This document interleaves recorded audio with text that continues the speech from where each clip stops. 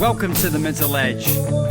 As men, we pledge to live on the edge, to discuss all things we love about being men with an infectious transparency that's laced with just the right amount of man humor. If you're on a journey to self-development and improvement, if you're a seeker of truth or want to find fulfillment and purpose while crafting a brave and successful version of what God has for you, then the Mental Edge is for you.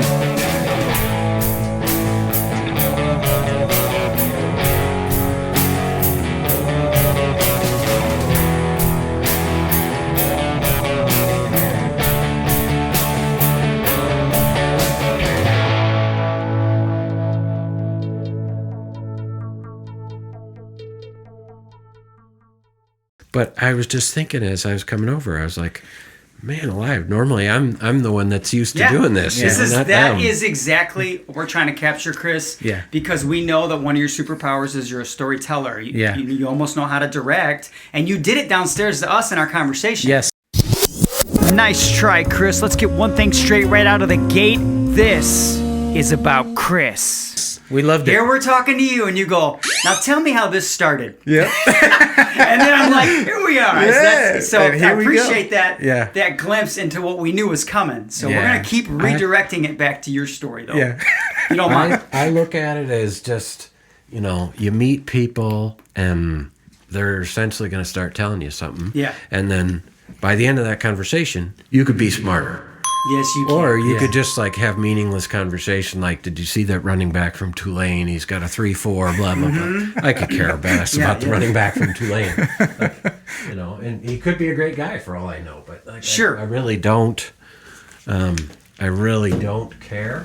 But I do I prefer to be smarter all the time. Yeah.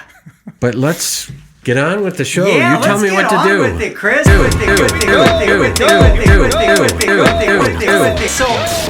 So Fernando already told you that you were on his radar for multiple reasons. He had when he described the room where you guys originally started out, Valpo Life. Yes. Which we love the town. We love the city. Like the vibe in Valpo. Yeah. If I had to pick a place that I wanted to pull the spirit out of and drop it right in this town here that I love, it would be, and Hobart's trying really hard and they're doing a great job. I love them all. But we love the vibe of Valpo, and when he described that room where you had a bunch of brainstormed ideas, I just thought, wow, here's a guy whose life mission is to get rid of all of the bad noise, bring in all the good noise, and make sure it has a voice. That's right. And yet he's also still writing down everything that he's doing or thing that he's working on. And then he's surrounding himself. He's inundated in this lifestyle. Pretty much, yeah. That's probably a pretty good description. Yeah. Once I'm into something, I'm just all into it with every fiber of my being. So the whiteboard, as you described, has been it's my happy place. I've got ideas, or other people have ideas, and you start putting them down and you see how they're related to each other. And I'm a visual thinker, so as soon as somebody's talking, I'm just writing things and making circles and squares. And you've seen them; they don't make any sense. Most people look at them and they're like, "I don't even know what the guy's talking about," but it helps me talk. Yeah, wow. That's how I expressed it to Jay. I said, "I'm in this nice size room. It's erase boards from floor to ceiling, and one little desk. And as we were communicating, you were pointing at these ideas on the board. Except I didn't know what you were. I'd look and I'd see he was in your RAM. Those are 3 trapezoids. And there's a square, and then words. 2 circles, and a 7. Yeah, and at the time it was only Valpo Life, and you said, and one of the things he said is, "I'm going after a few cities here, and I'm going after Portage." And I'm thinking to myself, "Wow." So those types of things, and it came to fruition. I know that you ended up with Portage Life too. So, We probably didn't have much of a plan. We definitely had more of a vision than a plan, or more of a feeling than a plan. Wow. And it just occurred to me at the very beginning. I think you hit it very well, is why not focus on what's right? Absolutely brilliant. Yeah. It doesn't make what's wrong go away, but it sure makes you feel a heck of a lot better. Man. Yeah. And whether you're into athletics or training or performance or music or your spirituality or whatever it is. Sure. I'm just a big believer and go all in on whatever you're into and then do that really, really well. And most of the rest of the stuff will figure itself out. Yeah. But what fostered that in you? What my mom. The birth of that? My mom is a fun-loving Irish person that's got a wonderful spirit. My dad was a really disciplined German that taught me my healthy work ethics. So I'm sort of a bipolar kind of origin as a human. Oh, man. And I tend to be sort of a very driven, non-lighthearted worker kind of person. But I just love to hear positive affirmations. And when you meet nice people, you generally, they introduce you to other nice people. Yeah. They generally then introduce you to other nice people, and it's sort of a circle. Say it again, Chris. Sort of a circle. I grew up in the markets my whole life. There's, momentum trades. When something's going positive, usually that feeds itself for a while. When something's going negative, that feeds itself pretty quickly. And I think whatever you're going to feed is generally going to grow. So you just got a choice every day. What are you going to feed? The average listener will listen to this podcast 9 times in an attempt to absorb all of this wisdom. Good luck with that. Yeah. Wow. Isn't that That's awesome? awesome. Yeah. So Fernando's got something he wants to say, but that is so interesting to me, Chris, because I did a little bit of Chris. I don't want to butcher your last name. Is it Mahlmann? Mahlmann. Okay. And guess what? Guess what quote I pulled? I'm going to throw on these CVS glasses. Scary. Because of what you just described. That's why I don't want to lose. You know how when you're doing these interviews later on, you're like, oh, and I know this has happened to you. I was going to ask him this, right? Yeah. Or I was Every going to time say it's this, happened right? to me. It's never not. But here's a quote I stole. Just like when I was supposed to be working for the company I work for. Finding something you like about somebody is as easy as finding something you don't, and the outcome is better at a crazy high return rate. Yeah. Absolutely brilliant. That's exactly what you just described. It's like that's a secret sauce. You recognized it, and it doesn't have to be like magnified bad. It can be magnified good. Mm-hmm. Anything can be magnified. Anything can be focused upon. Anything can occupy your thoughts.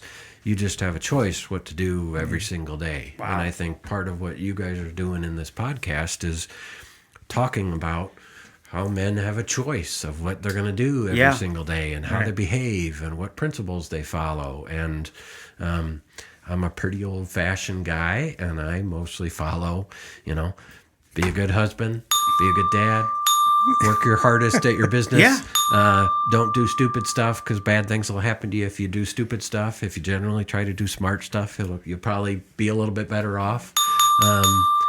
And none of it is rocket science, but if you just follow it all the time, it works.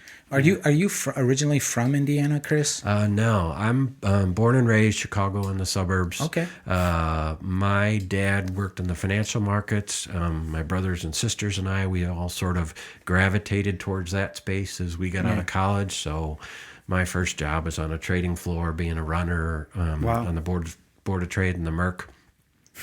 Then spent a lot of time in the financial markets, either working for an exchange or a market data vendor, where we brought a lot of information together and then distribute it back out.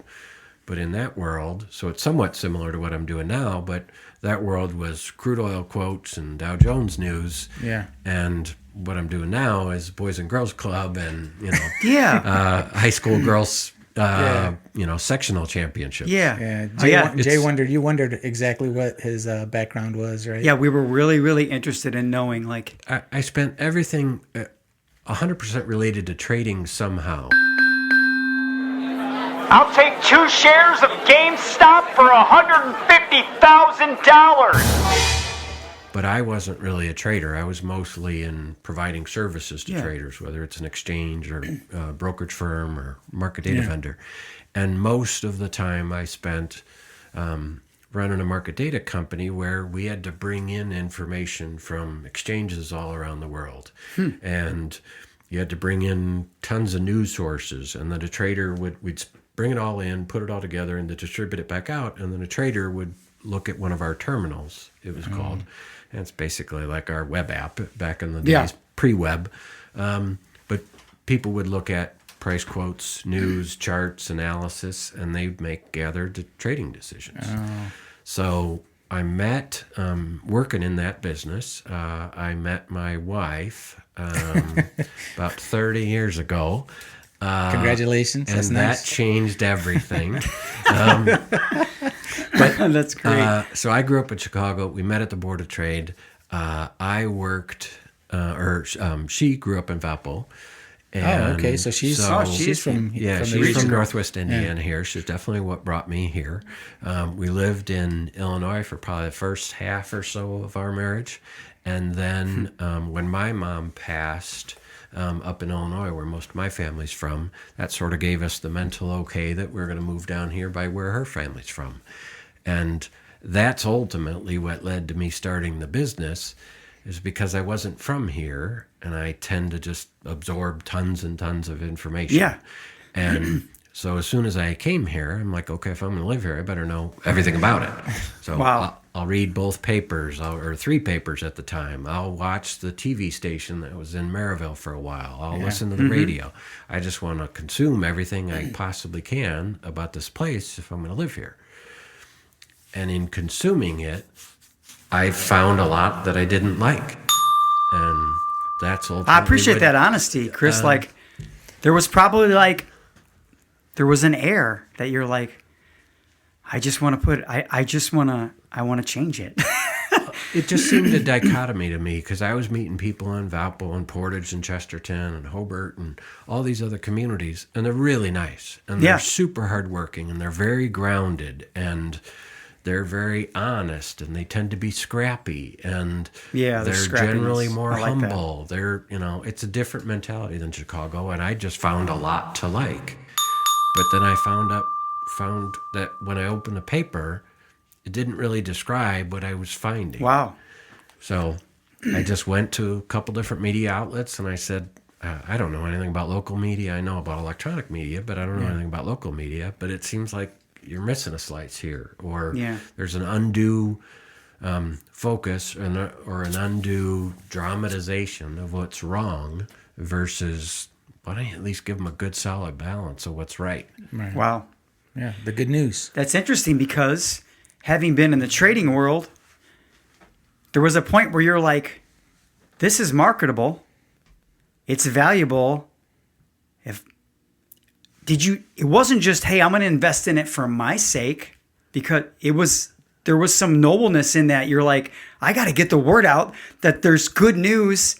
And this area is so full of good people. It's almost being choked from them. Yeah. And I just couldn't understand. I really didn't know from an editorial standpoint why there was such a negative focus. Yeah. Like, I grew up in Chicago area, so there was 3 or 4 different strong local papers in the market. I was generally used to reading things all the time. I read the Wall Street Journal every day, still do. And so I'm used to seeing a lot of factual information, and I don't mind if facts are negative. But I didn't spend as much time watching the dramatization of the negative. Yeah. And when I'm seeing what happens at the high school, and then the focus is some kid got busted from doing drugs, or one teacher did something wrong. Right.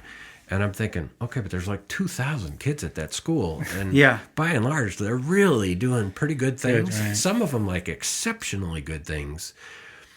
There's a decent amount of kids that are just doing nothing wrong. Maybe they're not accreting great to life yet, but they're literally not harming anybody. Right.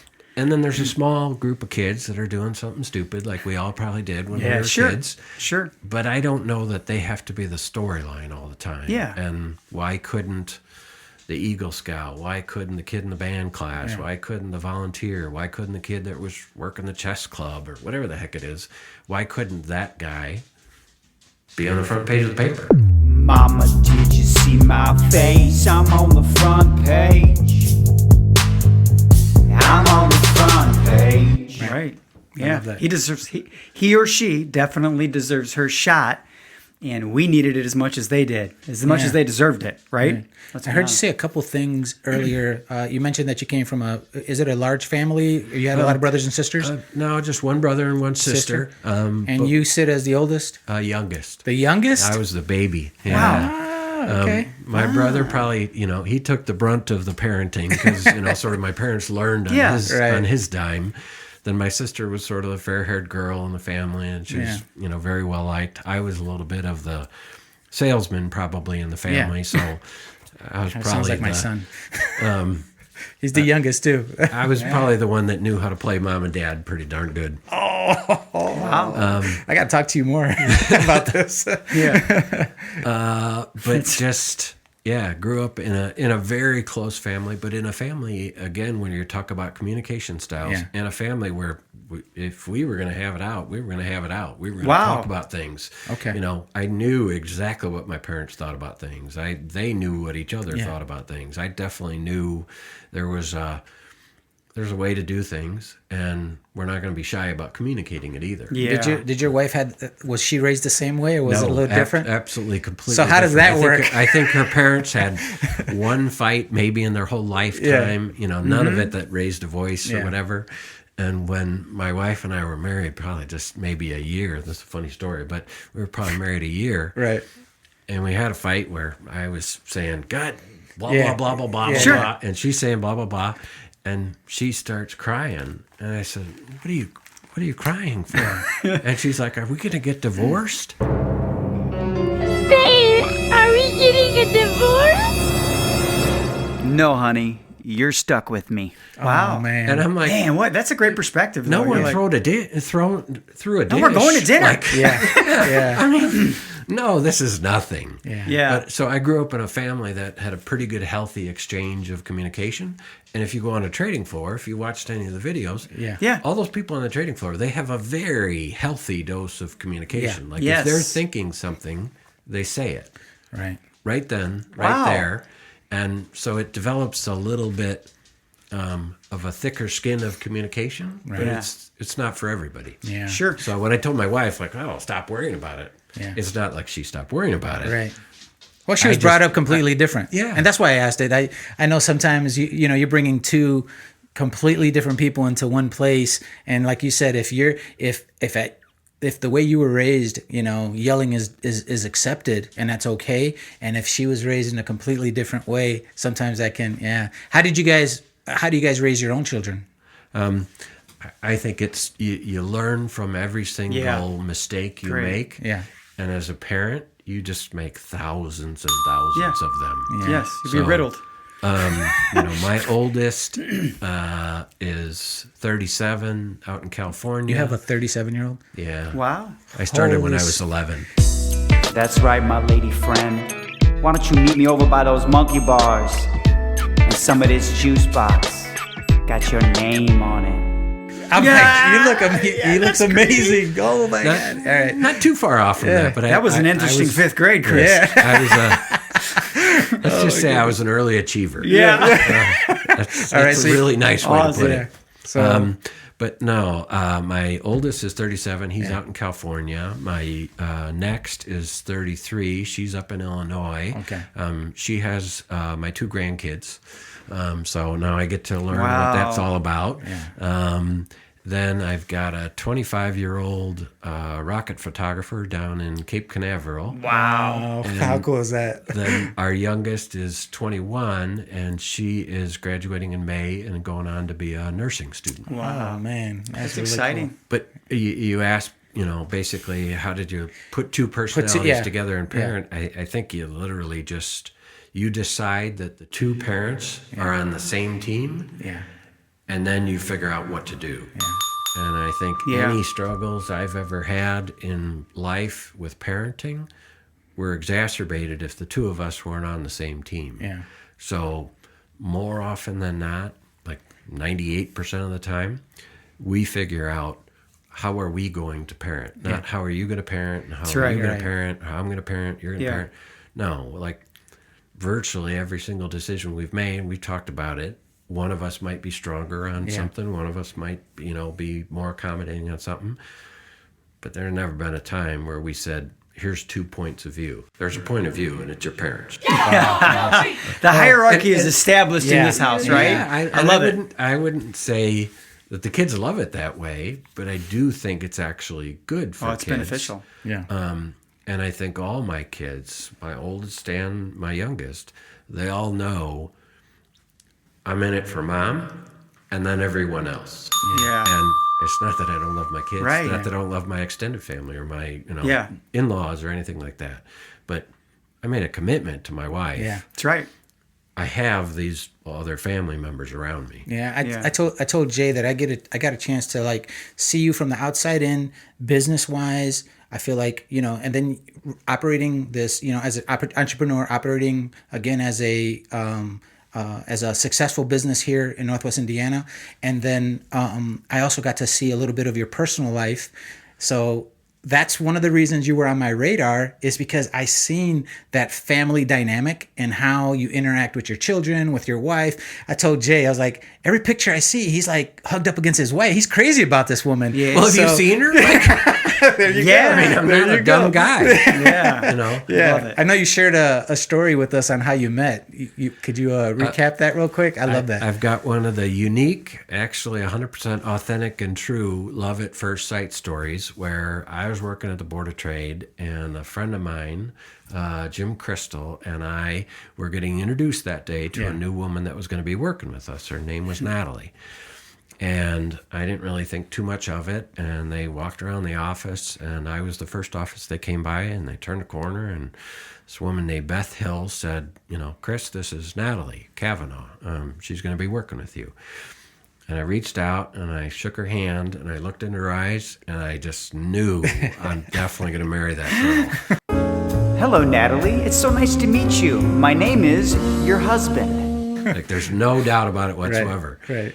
And You're going to so send her an email. Like, hey, you're that was spoken before for. email. Yeah, there you go. Right. Right. So I just knew it in hit my her up head. on the pager. Yeah. Yeah, I'll probably send her a telex or something. Yeah.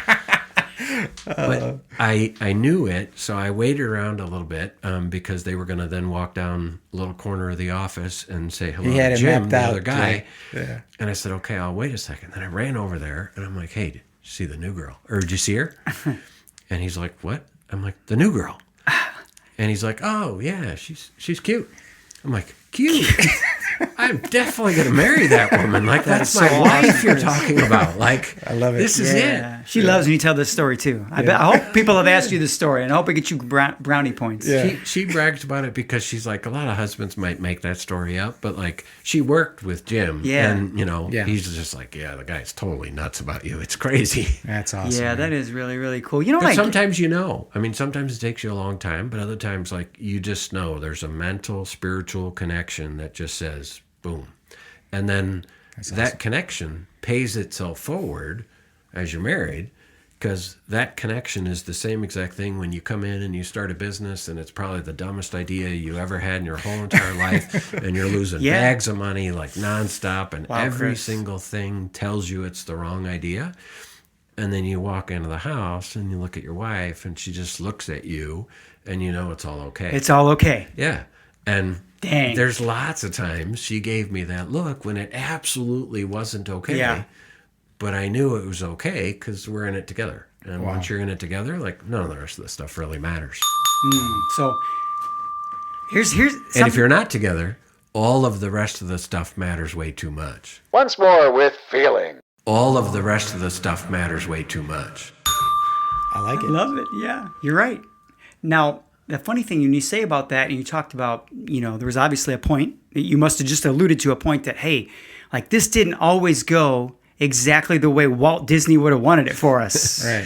Yeah, I would say it's probably more of a nightmare than it is a dream. Yeah, but she was rock solid support, and I'm just wondering, like, when it was going like that for you, Chris, like, how did you stick it out? Like, because I mean, I imagine there was a fair amount of personal sacrifice, and like they were not going on vacation this year because we just hadn't figured it out these yet. 5 years. These or 5 whatever, years, you know. yeah.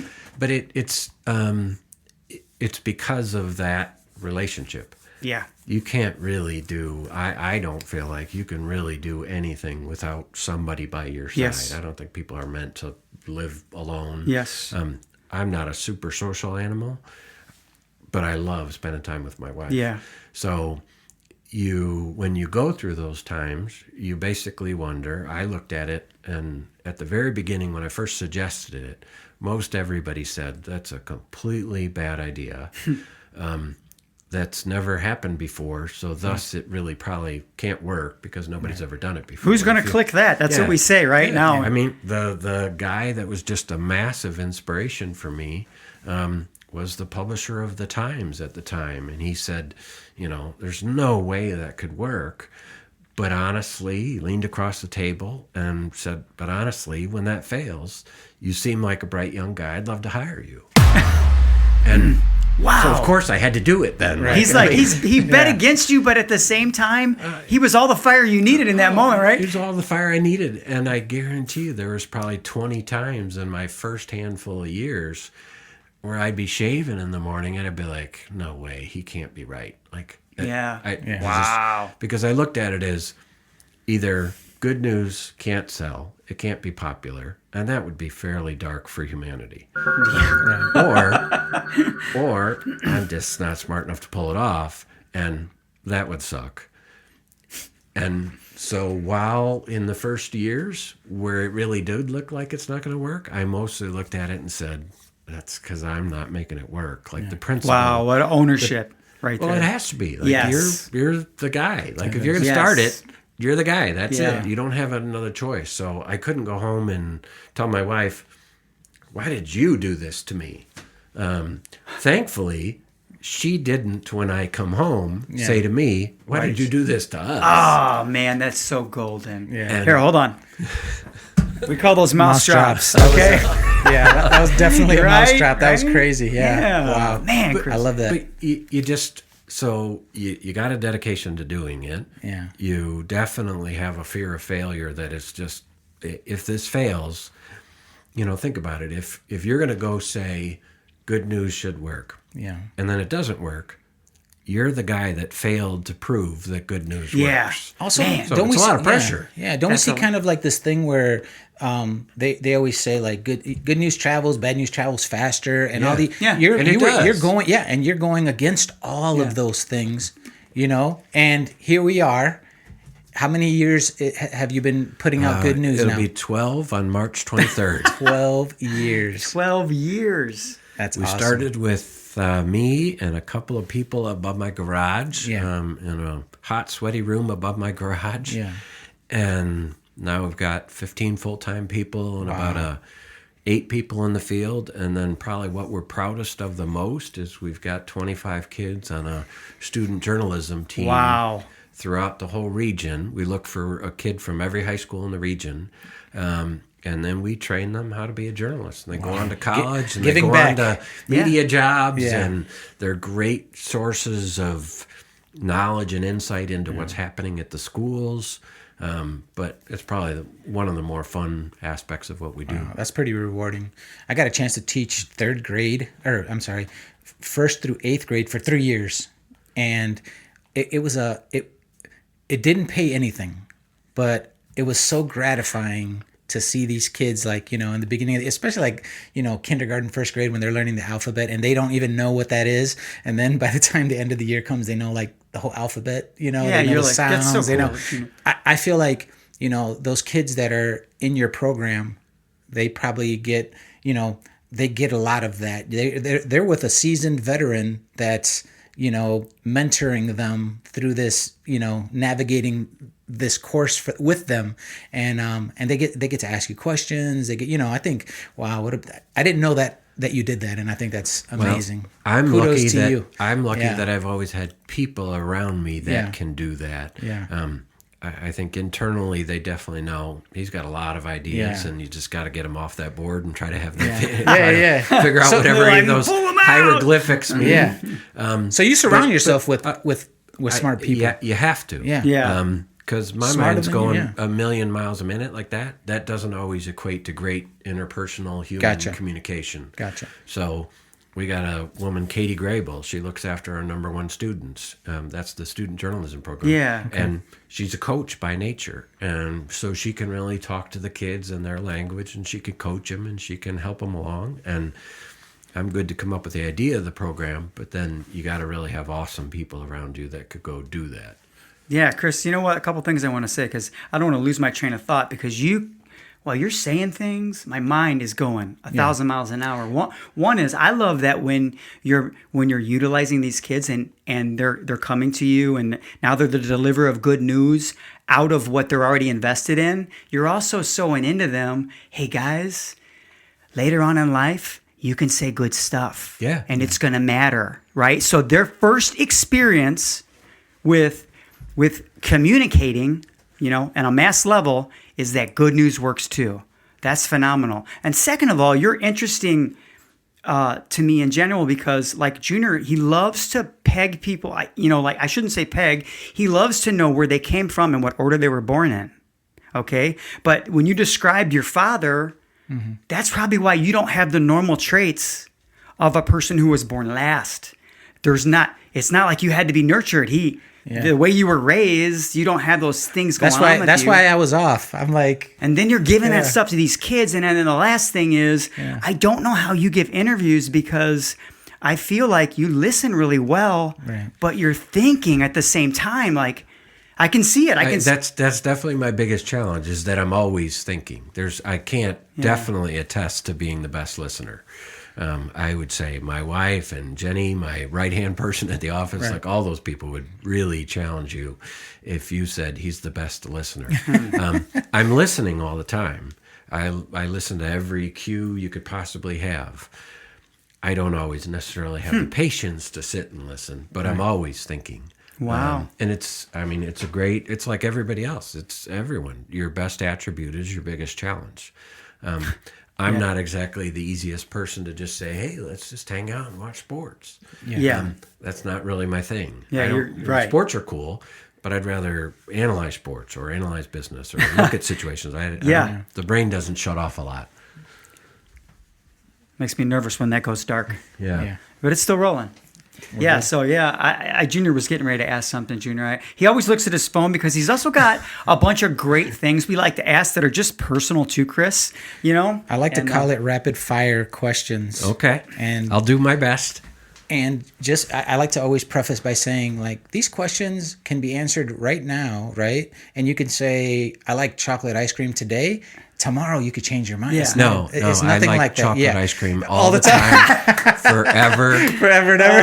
That's sort of well known. That's my drug of choice. Oh wow, ice how cream. interesting! Yeah. So I guess this one I didn't write down, but like for leisure time, do you binge on any shows or anything like that, like Netflix, or do you have a show that you really like? My wife and I have got a number of shows that we like. Okay. And they're generally, she really likes cop dramas or more intrigue-oriented shows, and I'll watch those with her. Mostly, I just want to hang around her. So if she's watching that show, she likes things like The Bachelor and home improvement shows and all that kind of stuff. They drive me crazy. But if she's there, it's cool, right? But if she's there, it's cool. It's cool. I try as hard as I can not to make comments about shows if she's watching them, but that's a challenge. Okay. So are you currently reading any books, and if so, what are they? I'm reading books all the time. I've got an Audible subscription, so I jump from book to book to book to book. And maybe to your earlier question, what do I watch? Like if I'm just choosing my own to watch? Yeah. CNBC, a documentary, some news-oriented program. I'll watch a little bit of all, because I know they're all slanted, and I want to get the center. I like that you do that, though, opinion. Chris. Yes. But generally, something that's going to educate me on something. Did you watch The Social Dilemma on Netflix? Did you see that absolutely. Yet? That was crazy. Yes. Right? Yeah, we talked about that a little bit. Eerily reality. Eerily, yes. And you're seeing that more and more now every day. Yeah. And that doesn't necessarily make it good or bad. You just have to be aware. Yeah. And agreed. My wife and I were just watching 60 Minutes is a show we watch all the time. CBS Sunday Morning News. So... Do you have a mantra for your life? What would my mantra be? That's a great question. be a good guy. Yeah, you did talk about it. Yeah. Just, Your rules are simple. I love them. Just be nice to people, and I can't probably attest to being nice to people that aren't nice to me, but I tried my darndest to be a nice person to all the people that are nice to me. I like that. Yeah. But just not take life that seriously. Like, I'm a very driven person, but I also realize if you say, wow, you're the greatest website in Valpo, I also say, okay, but like, that's Valpo. Like, this is not New York City or Chicago. Clouds and dirt. You know, Clouds and dirt. Clouds and dirt. we're 5,000 cities around the world. Like, you take yourself seriously. Whatever you achieve, it's still a fraction of what you could achieve. Yeah, and that's great. if you're going to achieve all that other stuff, you better get going about just achieving. I like that. All right, this one's a little more fun. Do you have a favorite dessert? Chocolate ice cream, mint chocolate chip ice cream, probably. Over there from Valpo Velvet, But maybe? Valpo Velvet's awesome. Mint chocolate chip, chocolate, peanut butter chocolate. Oh, man. You Chocolate. sense the Yeah. chocolate. I hear the Yeah. common denominator. If you could have any superpower, what would it be? I would probably just want to know what people are thinking. I like to be totally aware of the situation. So if I think you're nodding at me and saying, hey, that guy's a good dude, but you're thinking I'm a tool, I'd much prefer to know that you're thinking I'm a tool. Yeah. I like that. All right. What advice would you give to your 12-year-old self? Try more. I was probably a little nervous as a kid. If I didn't know I was going to be good at sports, I might not try out for it. If I didn't know I was going to be in the band, if I was going to be good for it, I might not try out for it. Yeah. So I probably would have tried a lot more things. Yeah. Wow. Probably a little cautious. When I mentor kids or young men, I always tell them, bet on your strengths. So if you know that there's something that you're really good at, you double down on that and worry less about, I'm not the best math student in the world. You know what I'm saying? Or whatever. Or I'm not the best football player in the world. You're not going to go to the NFL or whatever. I mean, you can play and you can have fun, but double down on the things that you're really, that really, you're strong in. So I agree. I agree with that. Definitely. Can I ask a question real quick? Yeah. Chris, so earlier when I was asking you a question about you and your wife making an investment, I actually lost my train of thought and then pulled out of that. But would you consider, this is what I was going to ask you. You described you and your wife. Would you consider yourself risk averse, a little more conservative? Because it doesn't, you did go for it, but in most everything guarded. in life, I'm pretty risk averse and conservative and careful. On the business aspect, it's just an oddity, but I wasn't at all. That's great, yeah. I didn't have a plan. I didn't have any idea how much we were going to invest in it. I had no idea what the time was. When I called my wife to tell her we were doing this, I called her on the phone one day and I said, we're going to start a good news company in Valpo. And I was driving in the car.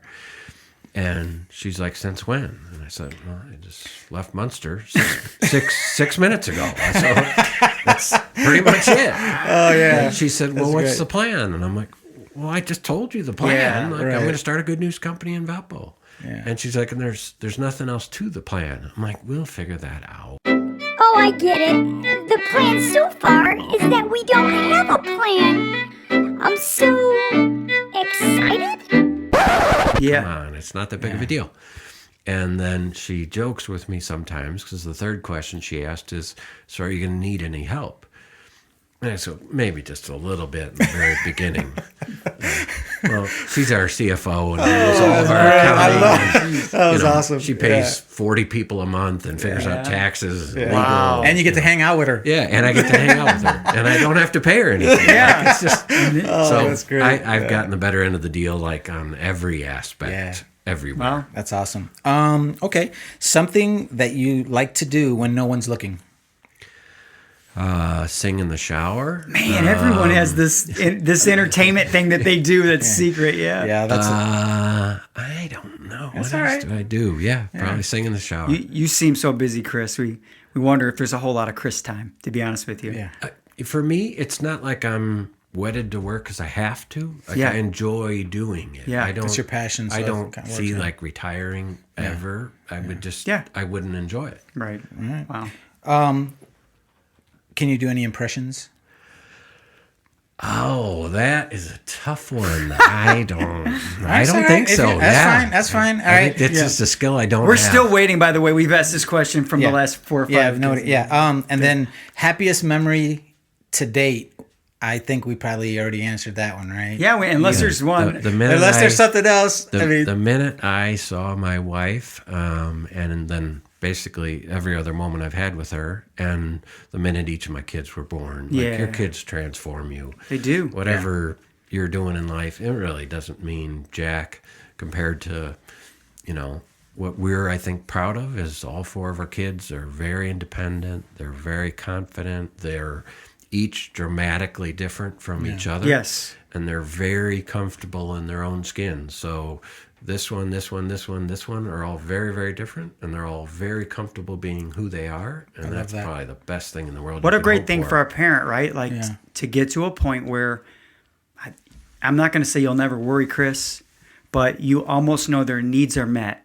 And it's because of them. Yeah, they're meeting their needs. Yes. And I'm not a super doting parent where I'm like, what are you doing today? What are you doing today? It's just not, that's not who I am.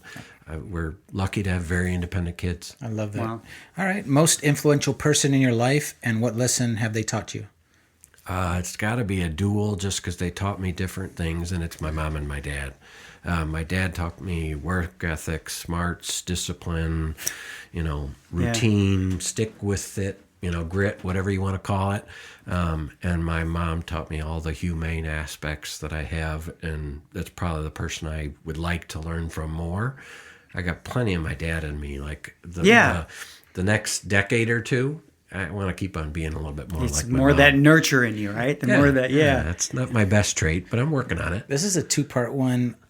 Funniest thing you've ever read about yourself, and then Jay, because you're out there. You gotta be. There's gotta be interviewing a lot of people. There's a lot. There's been a misconception. There's been something, Chris. Yeah, and then Jay always likes to ask, did you have a nickname in high school? Oh yeah, I love that. I will touch on the nickname first. Yeah, go ahead. My brother and my dad gave it to me when I was young, and it was Butchie. And I don't know actually where it came from. But I like it though. From your brother and your dad. Yeah, it's a pretty good who's one. Taking out the garbage? Well, Butchie will do it. Get Butchie to do it. It's not your middle name. Yeah. It's not. No, I think my brother might have made it up. That's kind of cool. And maybe you had a flat top at the time, Chris, and he's like, "Hey, we all had flat tops at the time. Yeah, right. Butchie. But back to what was the first part of that? I said funniest thing that you've read about yourself. I don't know.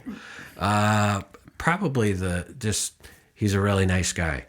And or he's like, if you only knew. The place, working at our company is sort of like sunshine and butterflies. Oh yeah, it's probably the misperception I think you were asking about. Oh, that's funny. And we tell people when we're hiring them, we're like, it's probably easy to see on the outside that coming to work here would just be like sunshine and butterflies all the time. We're talking about volunteers and food drives and kids working their hardest and faith and community and nonprofit things. But if you're going to make that a business, you actually got to be pretty darn disciplined about the business. So we might be talking about nice ladies and kind kids and all that kind of stuff, but we're going to do it. But you better be done on Thursday. Yeah, you better be done on Thursday. Actually, you got a deadline. Why Thursday? Why not Wednesday? And why not like in an hour? So probably that's the biggest misperception is that it's all sunshine and butterflies, where it's a lot of work. Yeah. Chris, I got to say something real quick. Yeah. The most common misconception for people when they see something that works really well is that it would be easy to just jump into that. Yeah. And people have no idea like what goes on in the background. Even in a church band, everyone's happy about Jesus. They're playing together. And what they don't know is we argued for 45 minutes about this chord change. Because we wanted excellence. Yeah. Not because we are meek, right? I mean, but at the same time, we love what we're doing and we want it to be great. We don't want there to be some weird disconnect, and that costs you something. Yeah. If you want to be good at anything, at whatever you want to be good at, it's going to take a lot of work. Yeah. I don't necessarily have a ton of patience if you don't want to be particularly great at whatever it is that you're doing. Like if you're going to be a dad, if you're going to be a preacher, if you're going to be Yeah. in a band, if you're going to work for a company, if you're going to make shoes, I don't really care. Just do whatever you're going to do, sort of the best of your ability. Love it. I love it. This is another. I find this question interesting because I don't think I have an answer for it. But person that you'd like to have coffee with. Elon Musk. Yeah. I don't think if Steve Jobs were alive, it would be him. But Elon Musk would probably it because you think about somebody that's disrupting the energy industry, disrupting the space industry, disrupting the auto industry, disrupting storage, boring, tunneling. Like the guy's going against many, not just commercial forces, but existential forces that none of those industries wanted him to succeed.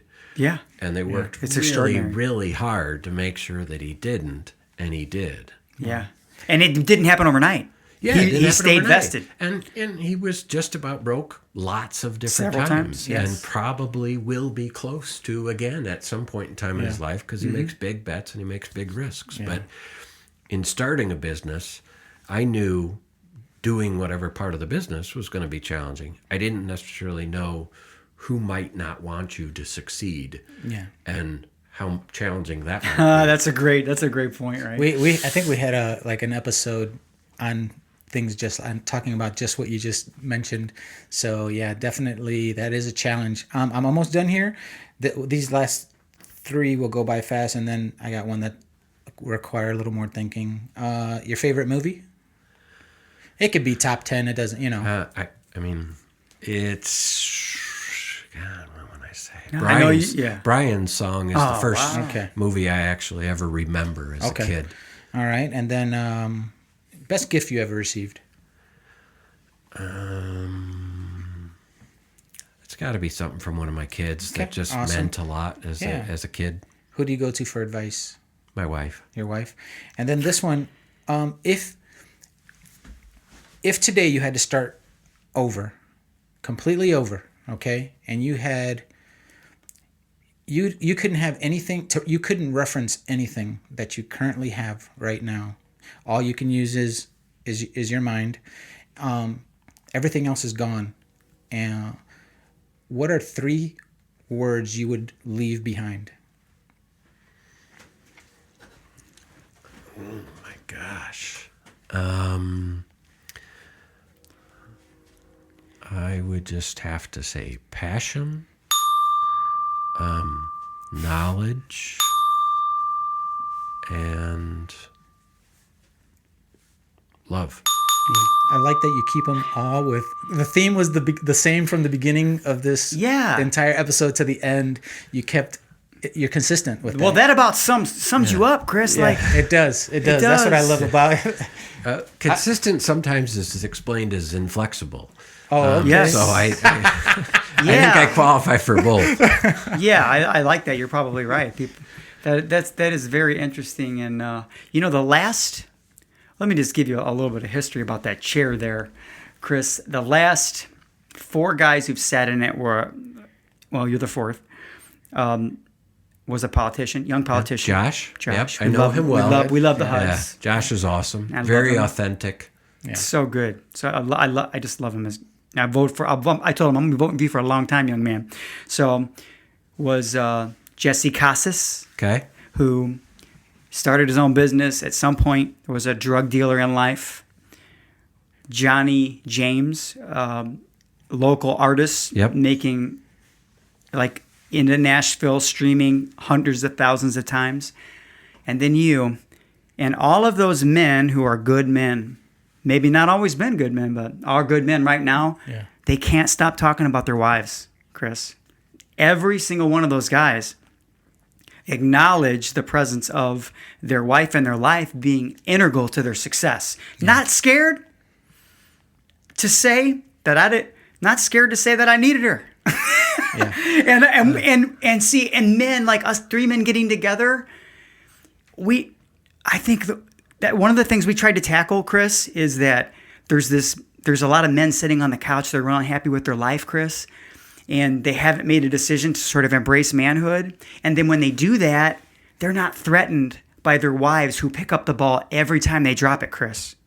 I've watched women in my life. I was raised by women, right? Still knew what type of man I wanted to be, but every time the men in our lives fumbled, the women would scoop the ball up in it, and it was crazy. Now I look at my wife, and she's running 50 miles, Chris. She's running 50-mile races, and I'm not threatened by that. You're not threatened by the fact that your wife is the CFO. You're like, high five, girl. Can we get a sandwich today? Because I didn't look at the checkbook. I love it.